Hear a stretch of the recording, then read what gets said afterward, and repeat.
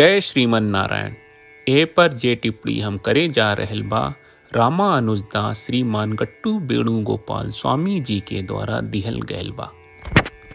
अध्याय 2 सांख्योग श्लोक 18। अंतवंत इमे देहाः नित्यस्योक्ताः शरीरिणः अनाशिनः अप्रमेयस्य तस्मात् युध्यस्व भारत। ओम।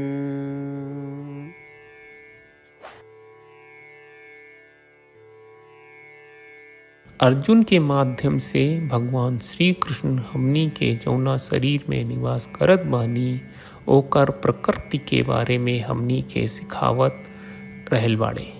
ऊ कह रहल बाड़े कि अर्जुन आत्मा अविनाशी बा और शरीर में व्याप्त बा। शरीर के माध्यम से आत्मा सब कुछ अनुभव करेला। आत्मा के भोक्ता के नाम से जानल जाला, जौन भोक्ता आ लाभार्थी होला। अविनाशी आत्मा जौन भोक्ता के नाम से जानल जाला नासवान शरीर में व्याप्त बा। ई बात साफ साफ समझ में आवेला ना अर्जुन? ता बिना कौनो शक के जा ई जंग लड़। ई भगवान श्री कृष्ण नासवान शरीर के स्वभाव के स्पष्ट करत रहले। शरीर के नाश होखे के कारण ई बा कि शरीर कुछ वस्तु के संयोजन है। जब भी कौनो वस्तु के संयोजन से कौनो इकाई बनेला ता ऊ वस्तु के संयोजन एक दिन अलग अलग हो जाई आ ऊ सत्ता नष्ट हो जाई। आत्मा के घर के दुई नाम जानल जाला, पहला शरीरम, दूसरा देह। शरीरम के मतलब होला घटल और देह के मतलब होला बढ़ल। चूँकि सब अंग एक दूसरा से जुड़ल बा आ बढ़ रहल बा, ऐसे एकरा के देह कहल जाला। देह एक हद तक बढ़ेला फिर धीरे धीरे क्रम में घटल जाला। चूँकि घटल जाला रहल ऐसे एकरा के शरीरम कहल जाला। कुछ देर बाद ई घटत घटत होके गैर मौजूद हो जाला आ पूरा तरह से नाश हो जाला। ई तन के स्वभाव है। ई देह में जीव आ जीव कौनो नाश न होके, यही से ए जीव के अविनाशी कहल जाला। जीव जौन कहे ई शरीरम के प्राप्त कर रहल बाड़े। जीव लोग आपन कर्म के फल के अनुभव करे खातिर ये शरीर के अधिकरण करत रहेला। चूँकि जीव शरीर में निवास करेला आ शरीर के माध्यम से ऊ लोग के कर्म के फल के अनुभव करेला, ऐसे जीव के अप्रमेय के नाम से जानल जाला। ई भगवान श्री कृष्ण अर्जुन के सिखावत रहले और कहत रहले, अर्जुन ई सब कारण बा आत्मा के नाश ना होके और शरीर के नाश होके से कौनो ना रोक सके। चूँकि ई तथ्य साफ साफ बा, ऐसे उठ के बिना कौनो संदेह के ई युद्ध लड़े जा। यही भगवान श्री कृष्ण अर्जुन के प्रोत्साहित करत रहले। ये श्लोक के माध्यम से हमनी के जौन संदेश आ पाठ समझे का चाहिए और का पालन करे के चाहिए उ ई बा कि हमनी के रोज़मर्रा की ज़िंदगी में हमनी के अपना के ना बदली जा, बल्कि हमनी के जौना गाड़ी के सवारी करनी ओकरा के बदलनी जा। जब हमनी के हम कहत बानी ता हमनी के मतलब वो स्थायी या अविनाशी जीव से होकर बा जो समय के साथ शरीर बदल रहेला। अभी हमनी के ये शरीर में बानी, फिर कुछ समय बाद हमनी के एगो औरी शरीर में हो कब जा। हमनी का कौनो शरीर आ कितना शरीर के पार बदलत हो कि हमनी का खुद जीव शाश्वत आ अविनाशी है। आई सवे रोज कम से कम एक बेर ए तथ्य के याद करे की कोशिश करी। ई तरह से हमनी के आत्मा की प्रकृति पर रोज मनन कर रहल बानी आ चिंतन कर रहल बानी। श्रीमद् भगवत गीता का पूरा सार श्री कृष्ण परमात्मा ने अध्याय 18वें के श्लोक 65 से 70 में 8 काम करे खातिर देले बाड़े।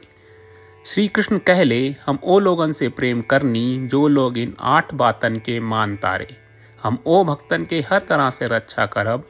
श्री कृष्ण परमात्मा के द्वारा बोलल गईल संपूर्ण भगवत गीता सुनला के बाद अर्जुन कहले, करिष्ये वचनम त्वा, जेके मतलब बा कृष्ण मैं उही करब जौन आप कही। यही कारण बा श्री कृष्ण अर्जुन के हर तरह के सफलता आ विजय प्रदान करेले।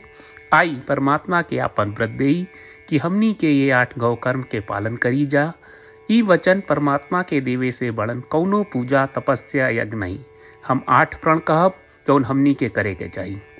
आप सब कृपया इन्हन के आपन दिमाग और दिल में सोची। श्री कृष्ण के आपन वचन देवे के ई तरीका में हमनी सबकी कल्पना करे के चाहिए कि श्री कृष्ण का चेहरा खुशी से चमकत बा और खुशी के एहसास करत बा। जय श्रीमन नारायण। यहाँ हमनी के 8 वादा बा। हमनी के पहला वादा, हे श्रीमन नारायण, आपका निर्देश के मुताबिक हम हमेशा तोहार ध्यान करब और तोहार बारे में सोचब।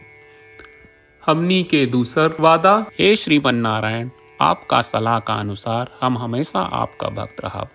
हमनी के तीसर वादा, हे श्रीमन नारायण, हम आपन सब काम तोहरा सेवा के रूप में और तोहरा संतुष्टि खातिर करब। हमनी के चौथा वादा, हे श्रीमन नारायण, जैस की आप माने के कहले रहलू, हमरा बहुत विश्वास बा कि हम आपके होई और हम हमेशा आपन दोनों हाथ जोड़ के आपके नमस्कार करब और आपकी पूजा करब। हमनी के पांचवा वादा, हे श्रीमन नारायण, हमरा के तोरा बात माम एकम शरणम ब्रज 1866 याद कहले, जहां आप हमरा के आपन का अर्पित करे का कहा। श्रीमन नारायण, मैं हमेशा तोहरे शरण में रहब। हमनी के छठवां वादा, हे श्रीमन नारायण, हमरा के तोहरा बात माँ सुचहा 1866 याद कहले कि आप हमनी के शोक ना करे का आश्वासन दे रहे बड़े, हम अब और शोक ना करब। हमनी के 7वां वादा, हे श्रीमन नारायण, आपने हमरा खातिर श्रीमद् भगवत गीता के वितरण करके हम सबके कृपा कहले और आशीर्वाद दहले बा। हम वादा करत बानी कि रोजाना कम से कम 1 श्लोक पढ़ब या सुनब। हमनी के 8वां वादा, हे श्रीमन नारायण, आप गीता के पूरा मानवता तक ले गयलू। हम गीता में आपके दिव्य वचन के उन भक्तन तक पहुँचावे के प्रयास करब जे गीता से अपरिचित बा। हे श्रीमन नारायण, हम उई करब जौन तू करे का कहब। हम ऐसन व्यवहार करब जैसन आप चाहत बानी और हम खाली आपका खातिर काम करब। श्रीमन नारायण के रोज आपन वचन देहल कि हम ओइस करब जैस आप कहत बानी, ई अपने आप में बड़न पूजा बा। श्रीमन नारायण, करशे वचनम त्वा। श्रीमन नारायण, हम तोरे निर्देश के मुताबिक काम करब। सर्वं श्री कृष्ण अर्पणम अस्तु। जय श्रीमन नारायण। अन्तवन्त इमे देहाः नित्यस्योक्ताः शरीरिणः अनाशिनः अप्रमेयस्य